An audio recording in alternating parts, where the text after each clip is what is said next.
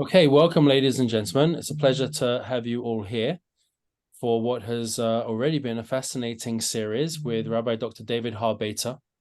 And today we are going to be focusing on the flood narrative. Without any further ado, Rabbi Harbater, I'm going to hand it over to you. Thank you so much, Rabbi Mark. Now, I see the faces, or at least the names that are now on the screen, people that were not here in the previous weeks. Is it fair to assume that you actually listened to the recordings and that you're up to date? Florence, I see your face. Did you listen to the recordings of the first two classes?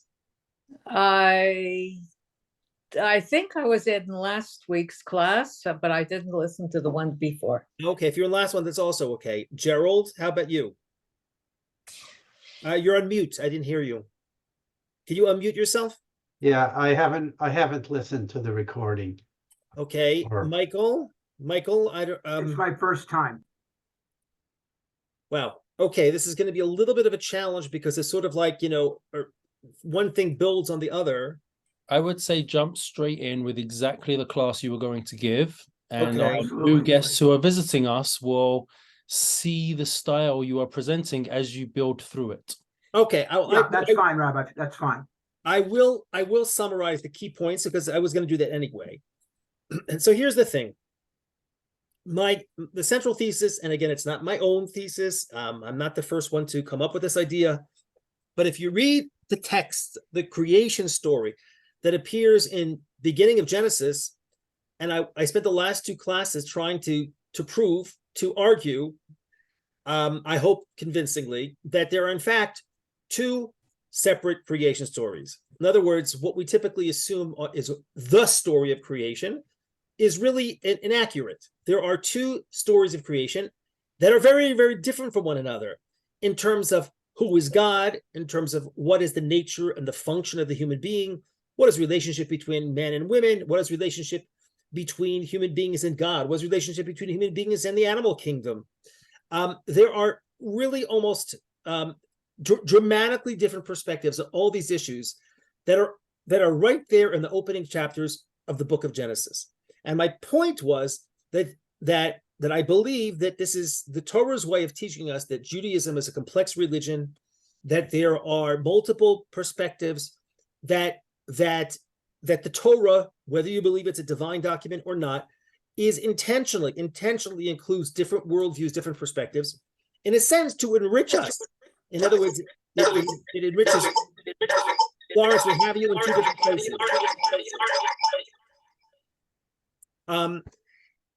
So the argument I made is that there are two, that there's the purpose here is for the Torah to teach us from its very opening chapters that Judaism is a complex religion, it's multifaceted, multidimensional, and I believe that it enriches our understanding of Judaism. And basically, the first two classes we're talking about the different creation stories and fleshing that out. And now we're skipping, because we only have 4 lessons in this course, we call it a mini course, based on a book. Now you're seeing it. I've showed this in my first class. It's based on the book that I recently published called In the Beginnings, Discovering the Two Worldviews Hidden Within Genesis 1 through 11. It's available on Amazon. And obviously I recommend it because what we're doing in class is a tiny fraction of the stuff that I developed at length in my book. But since we only have 4 classes, I gave 2 on the creation story. Now we're skipping forward several chapters to talk about the flood story. Now, here's the thing. If the Torah presents 2 creation stories, which is like I said, in the first 2 classes, it's what I developed and tried to prove, then let's think rationally. If the Torah presents 2 creation stories, then it would be reasonable to expect that the Torah presents 2 flood stories, okay, that reflect different worldviews. The problem is, unlike the 2 creation stories that are very separate, they appear in separate chapters. There's chapter 1 followed by chapter 2. The flood story, as we'll see in a moment, doesn't read that way. It's not chapter, right, flood story A followed by chapter flood story B. It's very much intertwined, and it takes kind of a Sherlock Holmes effort to detect that there are in fact two flood stories. I should say, in fact, it's a theory. You can argue, you can dispute this. I'll give you the opportunity by the end of this class to see if I'm able to convince you that they're two flood stories. But it's a much greater effort to be able to prove such a thing, because the text doesn't read so easily as two separate stories. You have to read between the lines. And I'm going to do this right now with you. And as I asked, you all have a book of Genesis with you. Those who are newcomers, if you don't have a book of Genesis, it's going to be very difficult for you to follow. And I do hope that you can have it in English or in Hebrew, because anything we do in Hebrew is going to be translated to English. So it's fine if you have an English version of that. But I strongly recommend that you follow with me, because we're going to be skipping around. And it's the foundation of this class and next class as well. And so I would like to start by reading sort of the introduction to the flood story. And we have to read carefully, because it's careful reading that that elicits this kind of multi-layer story reading. So if you open up to chapter 6 in Genesis, where the story essentially begins, is in verse of chapter 6, verse 5. If you open up to chapter 6 of Genesis, Bereshit, chapter 6, verse 5, and we're going to start reading, and we'll summarize and we'll explain, and then hopefully you'll understand the problematics of this text. Okay, so if you all have chapter 6 of Genesis, verse 5, we'll start to read. Okay, so I'm going to read with you. I'll read the English translation, and I would advise you to follow with me. It'll be much easier for you to follow the class as you follow with me. וירא אדוני כי רבה רעת האדם בארץ וכל יצר מחשבות ליבו רק רע כל היום. I'm going to read Hebrew and then I'm going to go right into the English. Okay?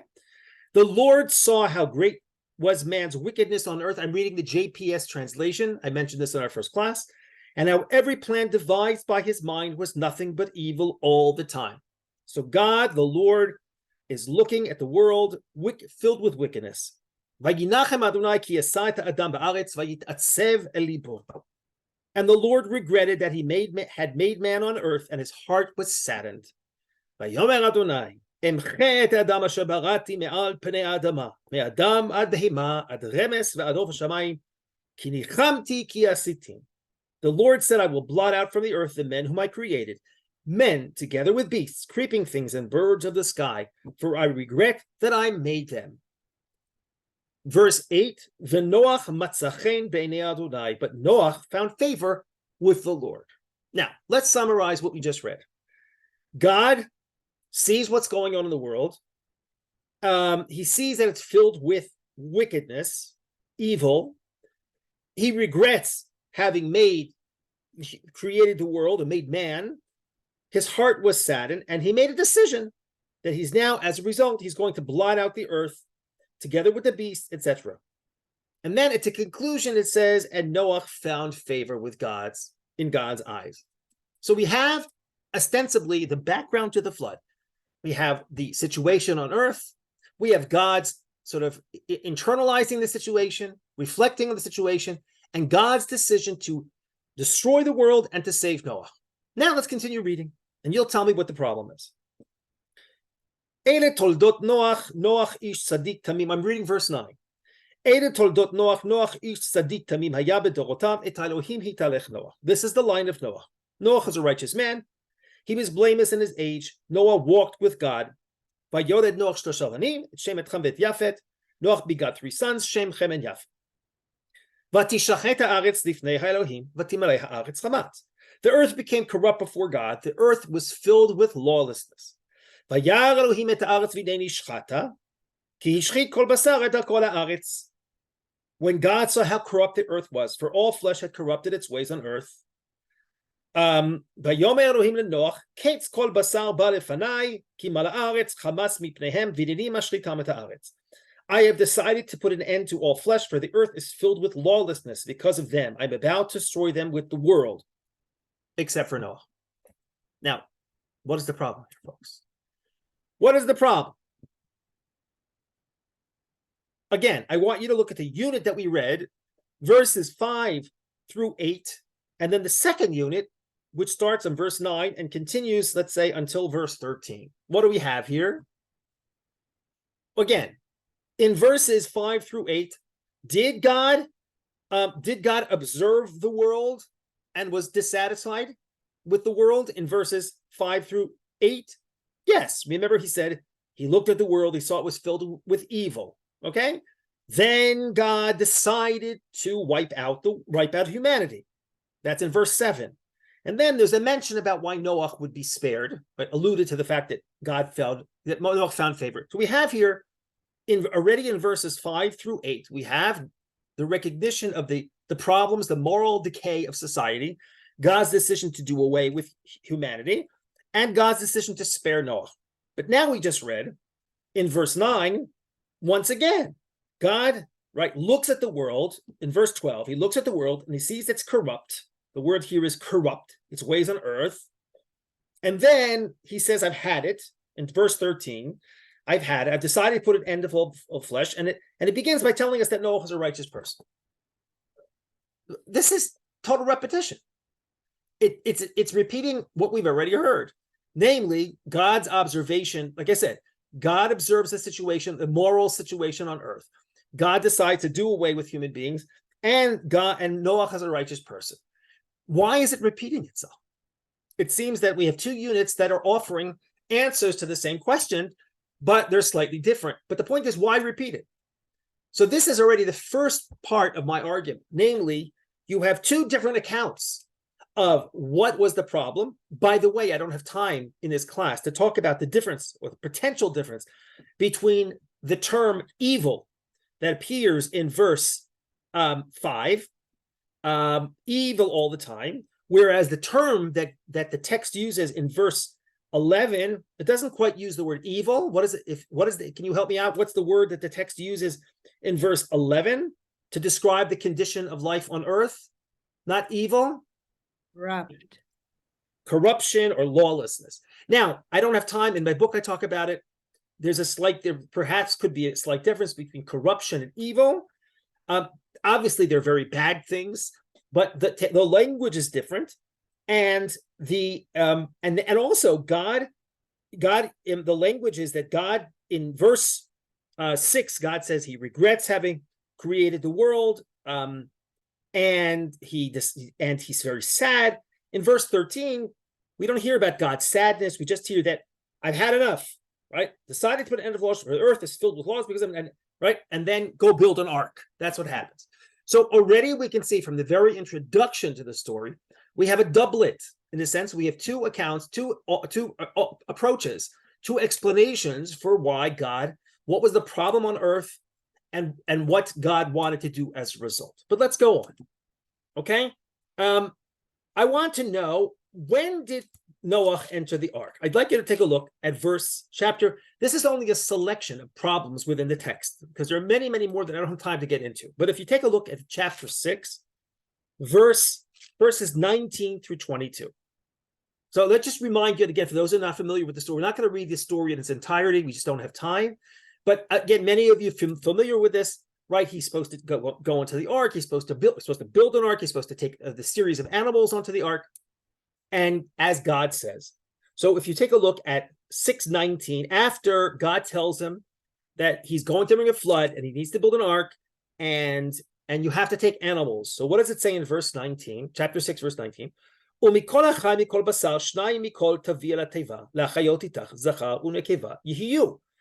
So God says, and all that lives, of all flesh, you shall take two of each into the ark to keep alive with you. They shall be male and female.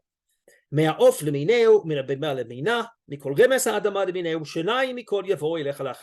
back to these verses later. From birds of every kind, cattle of every kind of creeping thing on earth, two of each shall come to you to stay alive. Verse 21.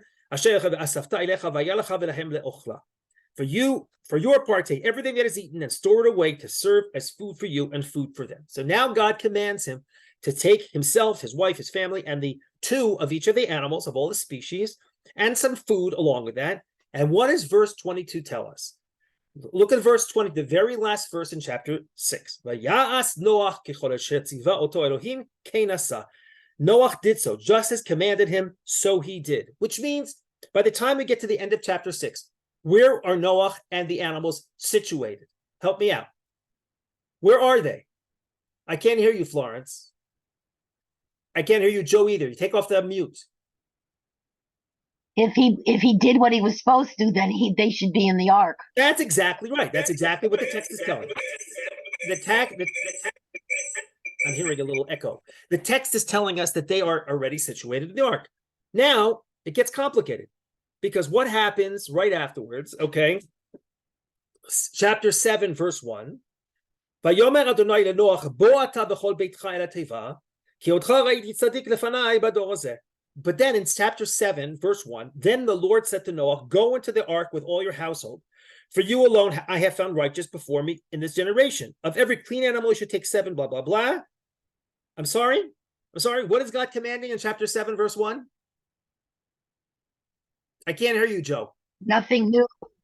Well, not only is he not telling you anything new, it's ridiculous because according to the last verse in chapter 6, Noah's already situated in the ark. But then the first verse of chapter 7 makes no sense because the first verse of chapter 7 is God telling Noah, take your hand, you and your family, okay, and come to the ark and take the animals. That's in verse 2. And all the Except he now brings 7 pairs. We'll talk about that in a moment. That's new numbers. Yeah, we're going to talk about that. But God is speaking to Noah now in chapter 7, verse 1, and telling him to go to the ark as if he's never heard this before. What are you talking about? In the previous chapter, God already told him, he told them what to do, and the chapter concludes with the fact that Noah did everything God asked him to do. Now God is speaking again and telling him again, right, to bring animals. And then the verse 5 of chapter 7, Vayas Noach kechol asher tzivahu Adonai. And Noach did what God commanded. Well, what do you mean? You already did what God commanded. So I don't understand. Why is this happening twice? Why is God giving a series of commands at the end of chapter 6 and then concludes by telling us that Noach did what he's supposed to do? And then at chapter 7, it starts with a new series of commands, concluding with, again, the statement that Noach did. It sounds like it's the same thing. Now, you're right. Whoever pointed out there's a difference in the numbers, we'll talk about that. But it sounds like these are two separate units. It's as if God is speaking to Noah, right, in two separate occasions, but they're not separate occasions. Okay, what I'm trying to argue is they're two separate versions of the story. But in other words, here's a doublet, right? One is a very distinct unit. Each unit makes sense within its own terms, but they're different. And they seem unnecessary to repeat the two. And right, in the end of chapter 6 sounds like it's all done. We're ready for the flood. But then suddenly we have the beginning of chapter 7 that describes the situation as though that Noah doesn't yet know what to do to prepare for the flood. Okay, so it's very bizarre. Let's continue. And I'm just giving you a selection of what I would call contradictions or repetitions. Okay, how about, we're going to skip ahead just to see. Now, what happens after the flood? We're skipping just because I'm trying to establish a point. What happens after the flood? The water comes. We'll talk about the number, the length of time, but the time, right? Do you all know what the great promise is that God makes to Noah after the flood? Who can help me out? What is the great promise?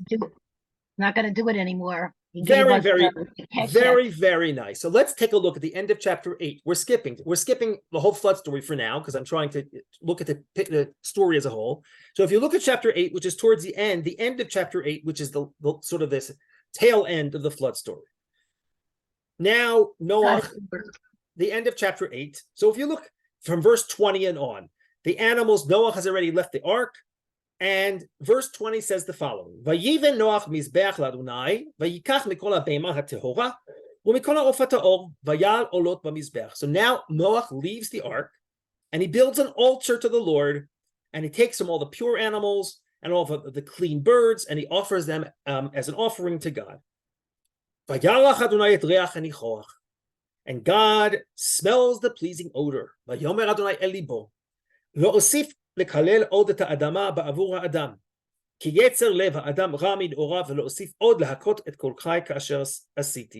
Lord smelled the pleasing odor, and the Lord said to himself, never again will I doom the earth because of man, since the devisings of man's mind are evil from his youth.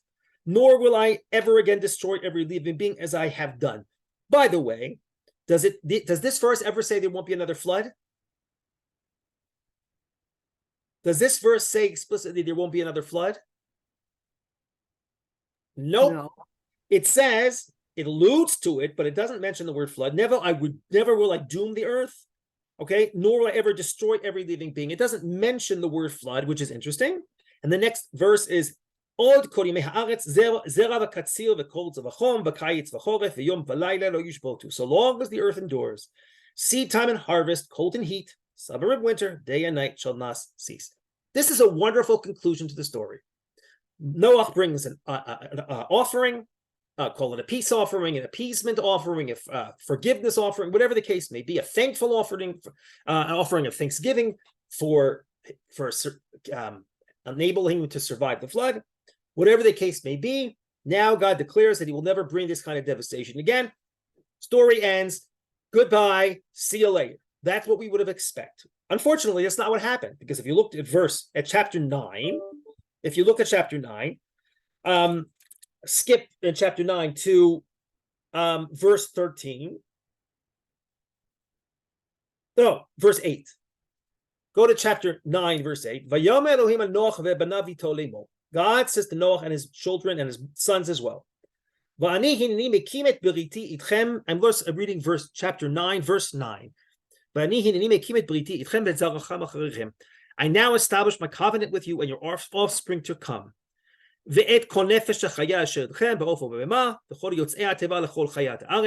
with every living thing that is with you, bird, cattle, and every wild beast as well, all that have come out of the ark, every living thing on earth.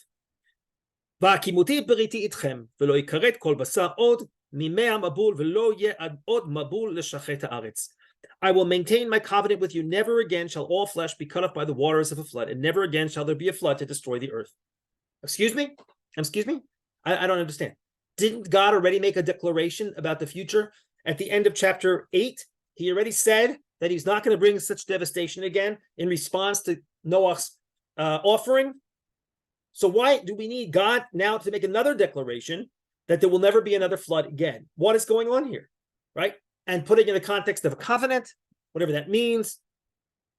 Either you've already declared in chapter 8 that you will never bring this kind of devastation again. The story should have ended, but the story doesn't end, because chapter 9 tells us another story where, in a different kind of framework, in which God tells Noah that and his children that he's establishing some kind of covenant whereby there will never be a flood again. And then he brings the sign of the covenant. By the way, you all know without even looking, what's the sign of the covenant? This is a little quiz for those who've studied this chapter 4, this story before. What is the sign? The rainbow. That excellent. Those are the following verses. I'm not going to read them out loud at this point, but the following verses talk about the rainbow. So the rainbow was a sign of the covenant. Okay, that God will never bring this kind of flood again. Except this whole thing seems superfluous, because the end of chapter 8 already God declared. So what I'm saying is, again, we have here repetition of the principle that God, after the flood, looks and makes decisions and makes a declaration about the future of the world. But he has two declarations about the future of the world. Okay, so now I want to talk about not only repetitions, I want to talk about some absolute contradictions. What about contradictions? Now, someone alluded to this before. I might ask you the question before I look in the text. What animals, we'll examine this in the text, because these stories are so well known. And again, the most bizarre thing, and I said this in the introduction of class 1, is that everyone who's ever encountered the Bible before, and that's probably well over 1 billion people, right, knows these stories without realizing the absolute contradictions between them. So here's an example. How many animals was Noah meant to bring on the ark? Help me out here. I don't mean the number. What are the guiding principles? Don't unmute yourselves. If you want to talk, you got to unmute yourselves. 2 of everything. Okay, excellent. So how do you know that from? Because if you read chapter 6, verse 19 and 20, that's exactly what it says. Chapter 6 of Genesis, verses 19. We read it before, but I'm reading it again. Chapter 6, verse 19. I'll read it just in English to save time. And of all that lives, of all flesh, you shall take 2 of each into the ark to keep alive with you. They shall be male and female. From birds of every kind, cattle of every kind of creeping thing on earth, 2 of each shall come to you to stay alive. For your part, take of everything that is eaten and stored away, blah, blah, blah. Noach did so. So how many animals did Noach bring on the ark, according to this? How many of each? 2 of each. That's what he was commanded to do. 2 of each. End of conversation. Except it's not the end of conversation, because if you look at the beginning of chapter 7, what does it say on verse 2 of chapter 7? It says, I'll read it in English, of every clean animal, you shall take 7 pairs, male and their mates.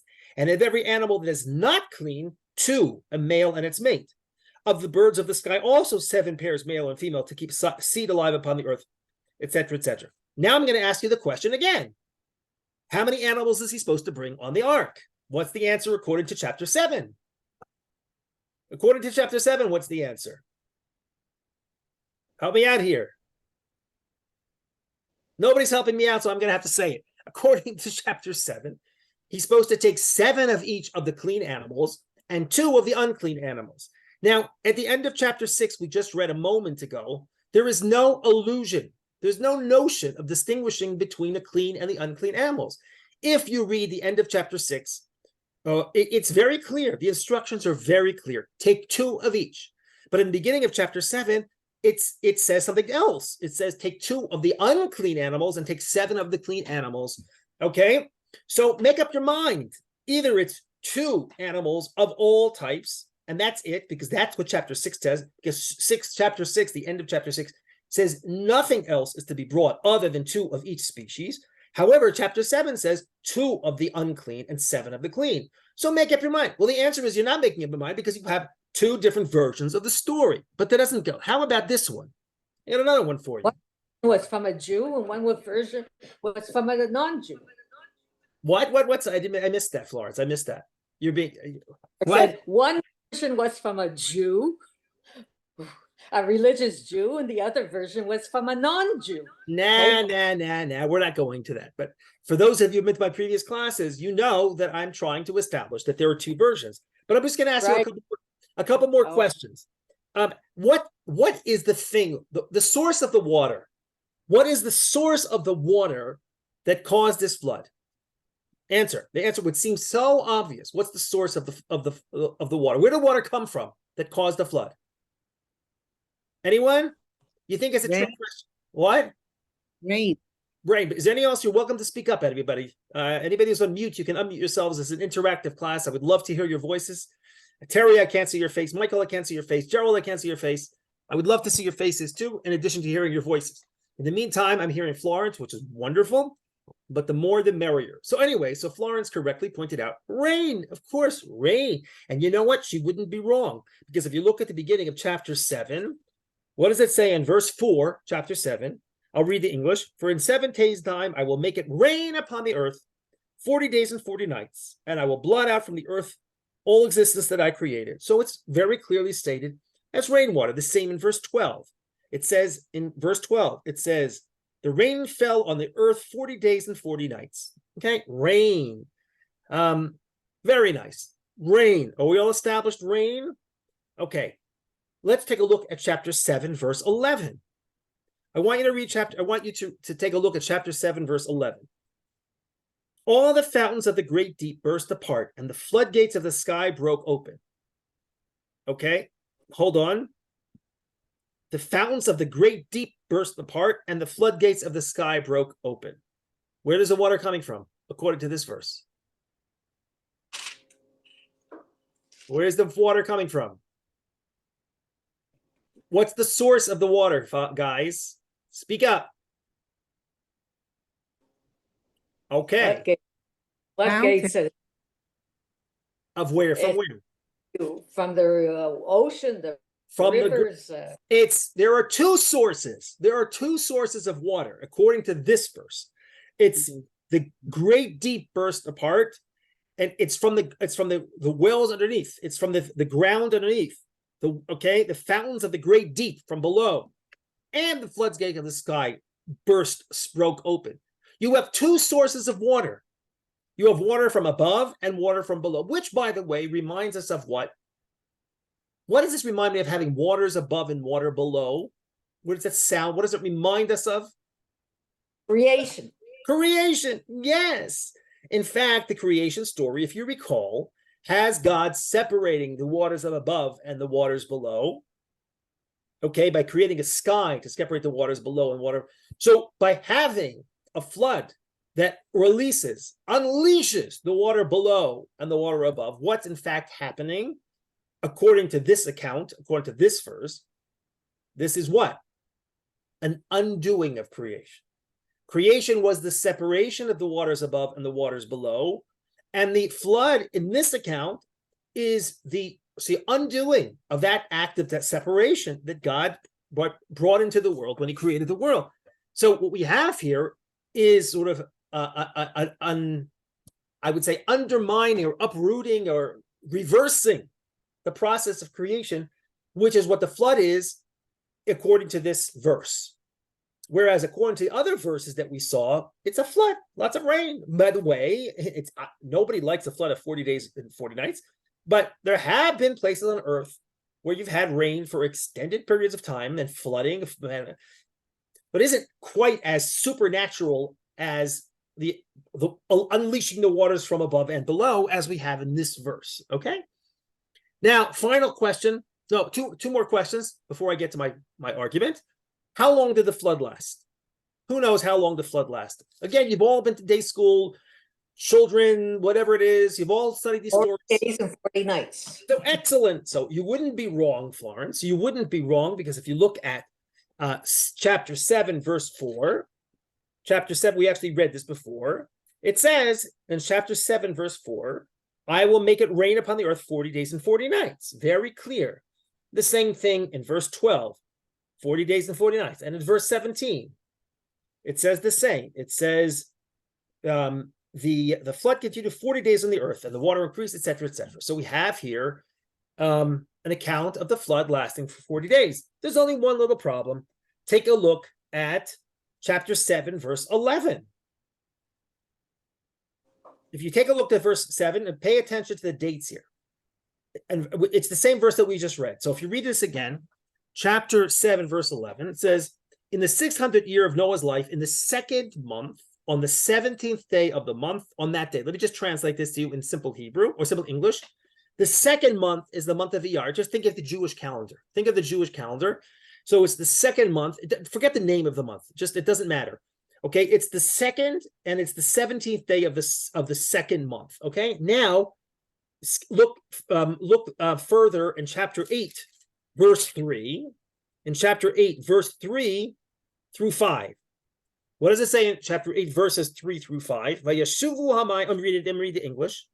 The waters then receded steadily from the earth. At the end of 150 days, the waters diminished, so that the seventh month, on the 17th day of the month, the ark came to rest on the mountains of Ararat. Wait a second. What did we just say a second ago? The flood was 40 days. What are we hearing now? It lasted from the 17th day of the second month to the 17th day of the seventh month. That's 5 months. How many days is 5 months, folks? Assuming that a month is 30 days. How much do you have? 5 times 30, 150. That's what the text just says. It says that in verse, where was I? It says, I lost it. It says that it was, verse 3, it was 150 days. So make up your mind. Was the flood 40 days or was it 150 days? Okay, finally, okay, what is the name of God that appears throughout? We've talked about this in previous classes, that one of the critical differences between the two creation stories is the name of God that appears. And if you look at chapter 6, okay, if you look at chapter 6, where we started the story, chapter 6, verse 5, right, where the story begins, or the background to the story. We read this at the very beginning of our class. It says, Vayar Adonai ki rabah ra'at Adam. The Lord saw, Yud Kei Vav, 4-letter name of God. The Lord saw how great misery.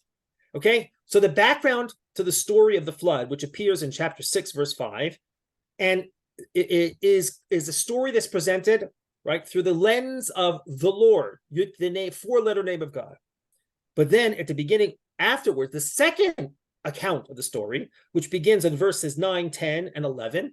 How is God presented? The earth became corrupt before God, Elohim. And again, when God saw Elohim, and then in verse 13, Vayomer Elohim, God said. Now I'd like to believe, I brought you sufficient evidence for the following conclusion. What's the conclusion I'm about to present to you? Help me out here. What's the conclusion we can reach from all of these? And there are more, by the way. There are more arguments that I just didn't have to bring. This is a selection of arguments that we now have in the flood story. What do we have? Correct me. Is this a flood story? What? Thank you, Florence. Say it again. 2 different versions. We have 2 flood stories that are intertwined, and only by careful reading can you see that there are 2, that if you read it carefully, you can understand that these 2 stories are offering 2 different perspectives, 2 different accounts of the same event, which is, by the way, why they are intertwined textually as opposed to the creation story, because they have in the creation story the completely different versions of creation story. But here they both have an account of the flood. And then the nuances sometimes are hard to detect. But the key here is reading carefully, and then you can understand that there are in fact 2 separate and distinct flood stories. And to make things clearer to you, I asked Rabbi Fishman to send you before the class a document, a Word document that I photocopied from my book, where I present in color-coded system out the 2 flood stories as they are, once they are, the 2 accounts are separated into distinct accounts. So if you open up that document that I sent you, Michael, Terry, Sandra, Gerald, Joe, Florence, whoever's with me, it will help you immensely if you just open up that text and look it in front of you. I know it's going to sort of block out my face. I don't know how that's going to work here. Can you do side by side? You can split your screen. If you could split your screen so you could see that text part of the screen and see my face and the rest of the group in the other part of your screen. I'm going to give you a moment to get organized.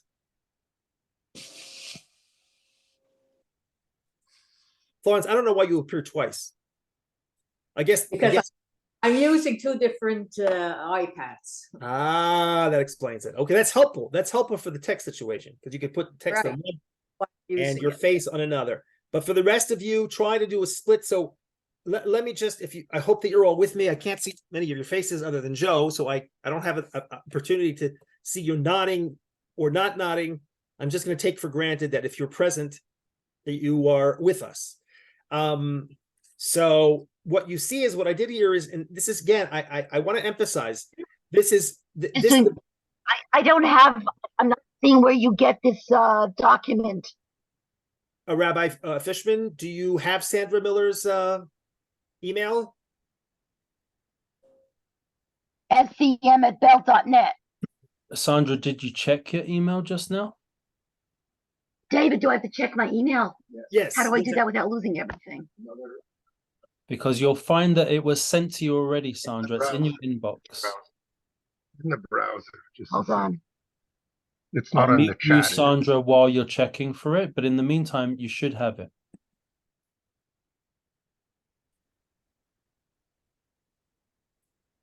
Okay.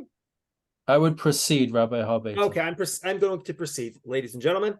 And what you can see is I did. Now, if you recall, I argued, and I was about to say that this thesis, again, is not mine. I didn't create this thesis. I just presented. This is many scholars, not all, but many scholars, both Orthodox and non-Orthodox, subscribe to this thesis that there are 2 flood stories, just as there are 2 creation stories. So I don't take credit for the division that you see in front of you.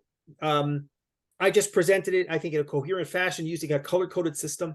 And so here it is before you. And as you could see, and as we spoke about in earlier classes, the 2 accounts of creation are attributed typically in the scholarly world to the P voice and the J voice.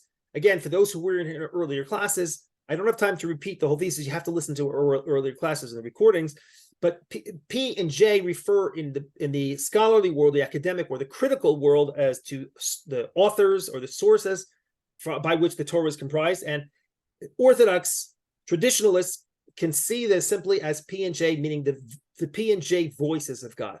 And so whatever theological presupposition, and I'm putting that aside because I'm interested in the text. What theology you do with this is a separate issue. Again, you can look at it theologically either way. For me, it's more important just to read the text as it is. And I think, as I believe I've demonstrated, is that there are two different accounts of the flood. And what I did here was I separated and I color-coded what are the P stories of the flood and what are the J stories of the flood. And if you read them independently, and here's the key, what's beautiful about this is that when you read them independently, it flows. It flows. You don't have these contradictions. If you separate, wean away, right, one account from the other and separate them, then everything works almost to perfection. So everything flows without these contradictions and repetitions that we saw. Okay, now I don't have time to go over all this, but I do want to highlight a few points. And this is going to be an important chart or document that we're going to use for this week and for our last class next week, because there's so much here, and there's so much here that I can't even get into in a lesson and a half or a lesson and a quarter, a class and a quarter, because there's a lot to analyze. It's 3 full chapters in my book, but I do want to highlight some very, very important points. I'm just going to admit Jacqueline is just joining us. I do want to highlight a few points that emerge from this distinction or the division between the two versions of the flood. So let's start, for example, with the P version in the first page. It's page 125 on the top. On the left inside column, well, forget inside, if separate pages, but in the red. Okay, it's red, and I want to read, this is the verses that we read earlier. This is the beginning of the P version, and I'd like you to notice something interesting. Let's read it. This is the line of Noah. Noah's a righteous man. He was blameless in his age. I hope you see where I'm reading. Again, if you don't have the chart, you can just read it. I'll tell you what to read in chapter 6, verse 9, which we read earlier. He was blameless in his Noah walked with God. Noah begot 3 sons. Then it says the earth became corrupt before God. The earth was filled with lawlessness, which we read. God said to Noah, I decided to put an end to all flesh. I'm about to destroy them with the earth. Make yourself an ark, etc., etc. What's the first thing to be mentioned in this account of the flood? Is this who comes first? Is Noah comes first, or does the story of the corruption of humanity come first in this account? What did we just read? Who's the folk who becomes right? Who's the first person thing announced? Noah. It starts this account. Again, I'm insisting that there are 2 separate accounts. That this account, you can, again, reject the thesis, but that's my thesis. That this account has Noah, right, featured. It talks about Noah and it introduces Noah as a righteous man. In other words, it begins with Noah's righteousness, and then it follows with the corruption of humanity. Noah's being contrasted with humanity, and Noah's righteousness is being highlighted even before we get to the rest of humanity. It seems to me that God seems particularly interested in Noah's righteousness. He's highlighting that before he even talks about the corruption of humanity. But now if you look at the account that appears in J, if you turn the page, you'll see that the beginning of the J account of the flood says the following. I'm sorry. No. Don't turn the page. I'm sorry. Go back to the previous page. Verse 5 in the J column, verse 5. The Lord saw how great was man's wickedness on earth. If you're with me on the J column, which is chapter 6, verse 5. How great was man's wickedness on earth, and how every plan devised by his mind was nothing but evil all the time. And the Lord regretted that he had made man on earth, and his heart was saddened. The Lord said, I will blot out from the earth the man who I created, men together with the beasts, creeping things, and birds of the sky, for I regret that I made them. But Noah found favor with the Lord. What's the focal point? What's the focal point in this account of the flood? The wickedness of man. I'm sorry, the wickedness, the corruption, the wickedness of human beings. And only at the end does God remember, oh, by the way, there's a good guy out there. By the way, here it doesn't talk about his righteousness. He talks about the fact that God likes him a lot. We'll talk about it in a moment. But it's a different perspective.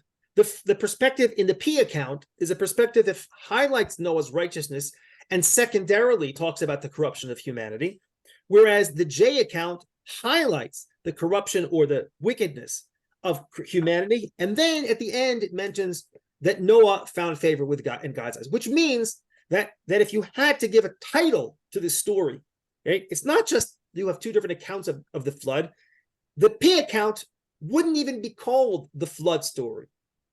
It would be called, more accurately, God's decision to spare Noah from the destruction. The focus is that Noah's salvation from the flood in the P account. The highlight, the point of the story is to talk primarily about God saving this one righteous person from destruction. So the focus is on saving Noah from the flood. Whereas in the J account, if you had to give a title to the story, it would be a very different title. It would be the evil of humanity, God's destruction, and the destruction of the humanity and the flood. Oh, and by the way, and saving Noah, right? He comes at the end. He comes almost as an afterthought. In other words, God is determined to destroy the world in the J account. However, because God is a just God, he can't destroy the righteous guys, the guys he likes. So then he throws that in as an afterthought. Oh yeah, and there's a good guy I like, so I'm not going to kill him. But it seems to be God's focal point in the J account is how he absolutely committed or decided to destroy humanity, but he can't destroy everyone because, someone like Noah deserves to be spared. But that's not the focal point of the story. Okay, so now we have not just two accounts, but as you can see, different perspectives on what the story is about. What's the focal point? In P, it's about saving Noah from the destruction. In J, it's about destroying the world or inflicting this kind of punishment on the world. And saving Noah, right? Secondarily. Okay, let's continue. How about why God, and I mentioned this, I alluded to this before. Why did God want to save Noah in the J account versus the P account? So let's read inside. Let's start with the J account because it actually earlier. Let's read the J account. The Lord saw how great man's was wickedness on earth, and how every plan devised by his mind was nothing but evil all the time. And the Lord regretted that he had made man on earth. His heart was sad. The Lord said, I will blot, etc., etc. But Noah found favor with the Lord. Now, I'm going to ask you, what is the motivation? What is the motivation to God's decision to destroy humanity and to save Noah? The language, what kind of a God is doing this? Is this a God, cold and distant God, calculating God who's looking at the world, who's looking at reality and saying, in a calculated fashion, this is the way it is, this must be done, etc., etc. The language, what is the language? Give me some key words here that appear in the text that will help, that articulate what's going on here. He was saddened. It's a close God. Beautiful. That was who spoke? Was that Terry? Whoever said that? Beautiful. Here. That was excellent. Look at the language. He regretted. He was saddened. And remember, I told you that the J God is a very personal God. The God of J is a personal, caring, loving relationship God. And consistent with the way God is portrayed in J, again, it's the God of Yud Kei Vav, of the four-letter names. It's the personal name of God. And so therefore, it should not be surprising. Just as in the creation story, we saw, again, for those who weren't here, we're here and reminding those who weren't, will have to listen to the recording, that the God of the God of J in the J version of creation is a God who takes an interest in his creation, who sort of descends from the earth, from his heavens, from the heavenly abode, and he blows into the human being a breath of life. And then he cares for him, but provided he realizes he's lonely. He puts him in the Garden of Eden. He gives him trees to enjoy, and then he gives him a companion because he's a caring, loving God. He's a feeling God. Well, that's very clear in the account of the flood as well, right? He's the God regretted and saddened. He's overwhelmed by sadness and regret. Those are emotions. Those are emotions that are akin to what human beings experience in their interactions with one another. And yet, they're attributed to God. Again, because the J conception of God is a very, very close, personal, human-like God who experiences emotions. And I want to give you something fascinating that doesn't appear in the in the English, but it appears in the Hebrew. Because, and you just have to trust me, if you don't have the Hebrew, if you do have the Hebrew, you can follow with me, because it's fascinating that in text, in chapter 6, verse 5, it says, and how every plan devised by his mind was nothing but evil all the time. JPS translates this word by his mind, but the Hebrew word is v'chol yetzer machshavot libo, right? How every heart, literally a lev, if you know Hebrew, lev is heart. So the Hebrew was saying that every plan devised by his heart was nothing but evil all the time. Again, the JPS chooses to translate libo as mind, but the Hebrew word is libo, which is heart. In the very next verse, it says, And it's atzuv. I'm sorry? The verb is atzuv, like yihita says. Atzuv, No. like a human being sad. Yeah, that's afterwards. I'm talking about. I'm not even talking about the verb. I'm talking about the noun, the object, right? Okay. You're right. That's saddened, but I'm talking about the term, right? Let me finish my thought. That it says in verse 5 when it's describing humanity, it's saying every plan devised by his heart was nothing but evil, right? So the word that the Hebrew said to describe the condition or the state of affairs among humanity is the word lev, that all his heart was nothing but evil all the time. Again, even though JPS translated his mind. And the next verse is talking about God. And what is the text saying? And the Lord regretted that he had made man on earth, and his heart was saddened. Both texts have the word lev. Lev is a heart. So in the first verse, it talks about the heart of humanity. Okay. In the second verse, it talks about the heart of God. What? The Torah is ascribing to God the same mechanism for experiencing pain, right? The word lev, which we typically associate in our interactions with human beings, is now being, and the text uses that same term to describe the condition, the state of affairs among human beings, and now it's using the same word lev to describe God. This reinforces my point that the God that's being depicted here is an emotional God whose his heart is feeling pain and sadness and regret. Now, I'm emphasizing this because let's take a look at the background to the flood in the P version of the flood. Let's just read it and see the contrast. So let's read. This is the line of Noah. If you look in the inside column, the red in P, this is the line of Noah. Noah was a righteous man. Oh, I forgot to say this. And why does God spare Noah? According to the J version, because Noah found favor with the Lord. What is that? Is that an objective statement or is it subjective? Subjective. Of course it's subjective. He liked him. He loved him. That's an emotion. Noah found favor with the Lord. I love this guy. I can't cause harm to him. But now let's read the same account, or not the same account, but the P account of the flood. The earth became corrupt before God. The earth was filled with lawlessness. When God saw how corrupt the earth was, for all flesh had corrupted its ways on earth, God said to Noah, I have decided to put an end to all flesh, for the earth is filled with lawlessness because of them. I'm about to destroy them with the earth. What's the difference, guys? What's the difference between these two descriptions? Factual. No emotions. It's objective. Factual. It's objective. It's factual. That's exactly right. The earth became corrupt. That's a fact. Okay? The earth was filled with law. Not this is, I regret, I'm sad, I'm upset, right? It's a fact. And what does it tell us about Noah? Not that God liked him, found favor with him. What does it tell us about Noah? Noah was a righteous man. So P is concerned with objective reality, to state the facts. P is filled with pathos and emotion. So already from the very opening of the story, we have very different perspectives. Does God destroy the world and save Noah? Because God feels the pain and because he's disturbed, because he regrets, because he's sad? Does he spare Noah because he loves him and he can't imagine killing him along? Or does he destroy the world because the world is corrupt? The world is corrupt and it needs to be destroyed. And why say no? Because it's righteous.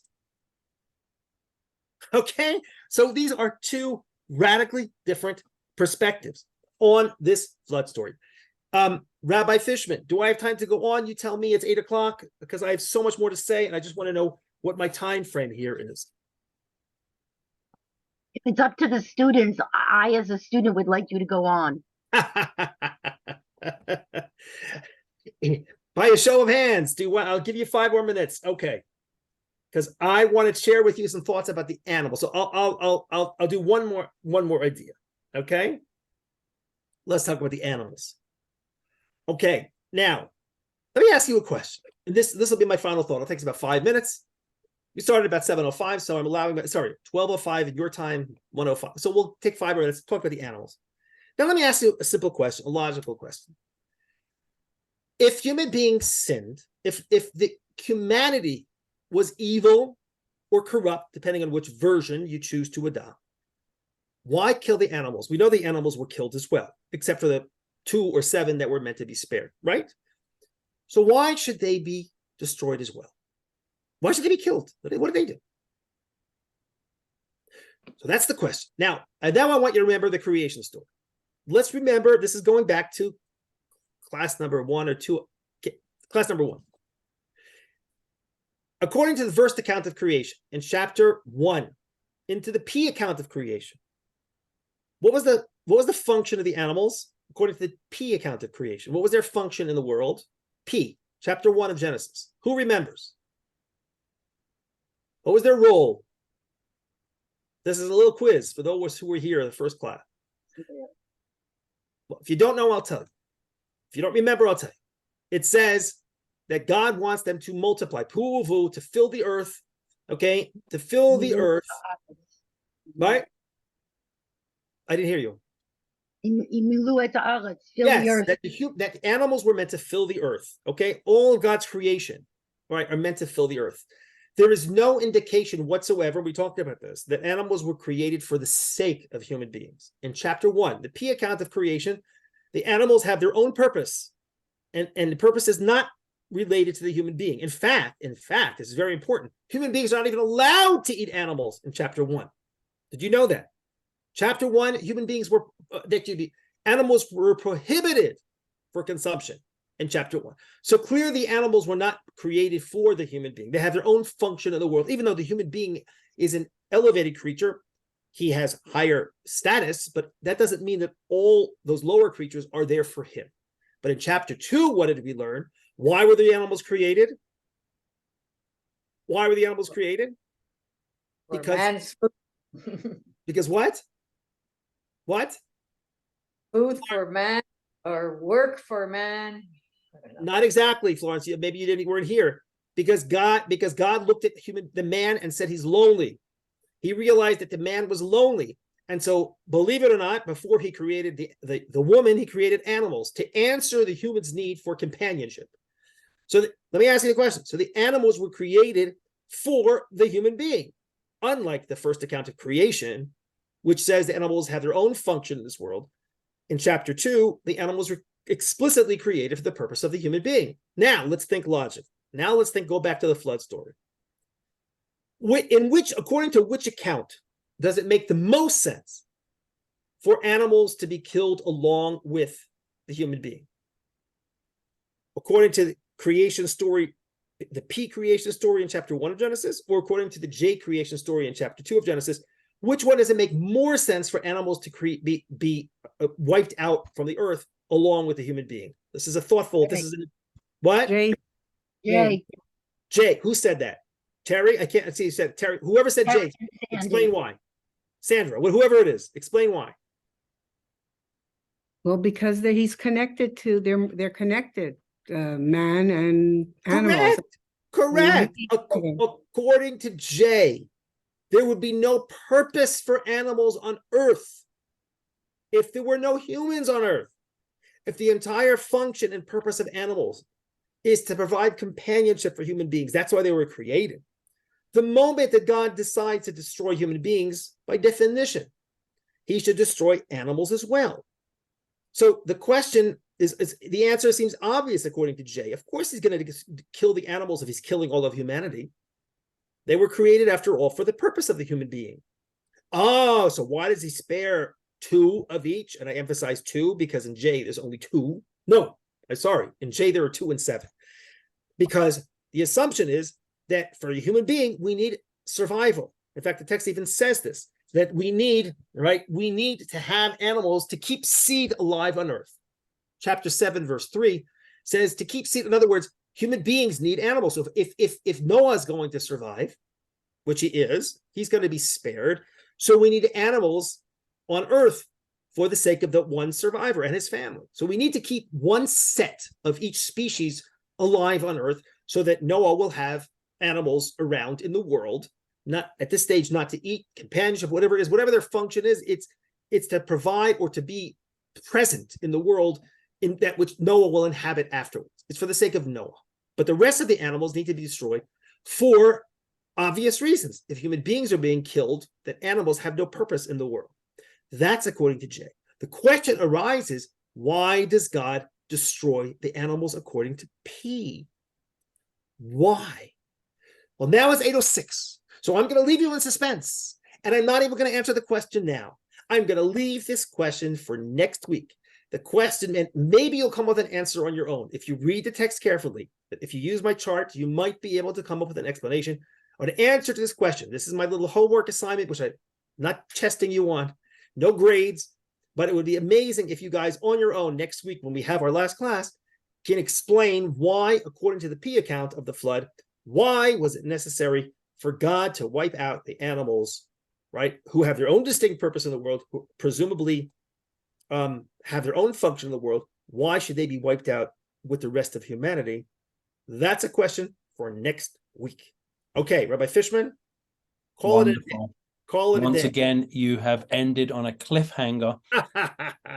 And Yesha Koach, beautiful class. Thank you so much. I'm sure everybody appreciated and gained from that today.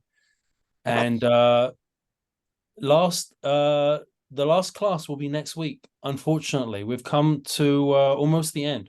For everybody who is here and enjoying this, please remember we're going to start at 12 noon sharp.